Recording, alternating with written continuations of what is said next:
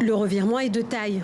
Après avoir mis fin au programme de fact-checking aux États-Unis, Meta, maison mère de Facebook, Instagram et WhatsApp, arrête net sa politique de diversité. Ces dernières semaines, son patron, Mark Zuckerberg, multiplie les avances à l'égard de Donald Trump, de retour au pouvoir le 20 janvier prochain. Dernier appel du pied, ses propos tenus dans un podcast conservateur. Je pense qu'une grande partie de notre société est devenue castrée en quelque sorte, ou émasculée. Il y a quelque chose de bon dans la masculinité, et une culture qui valorise l'agressivité a du mérite.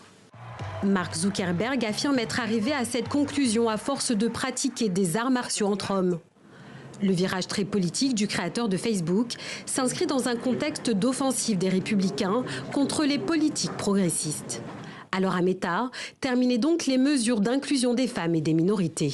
Cela montre à quel point les grandes entreprises de médias sociaux sont profondément vulnérables aux changements politiques aux États-Unis. Et pour le meilleur ou pour le pire, le reste du monde doit en assumer les conséquences s'il veut s'appuyer sur ces sociétés incroyablement influentes basées aux États-Unis.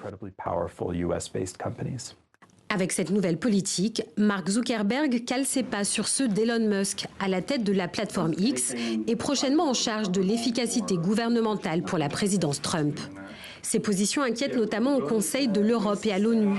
Et le réseau international de fact-checking, IFNC, dénonce un préjudice réel à venir. Une crainte partagée par des experts. Ça questionne la souveraineté technologique, ça questionne ce rapport de dominant et dominé. Ces changements reflètent une évolution du climat politique et social aux États-Unis, avec un retour de balancier vers des positions plus conservatrices dans le monde des affaires. Le manque de souveraineté technologique des pays, même démocrates, ça démontre vivement que nous sommes impuissants face à ces décisions.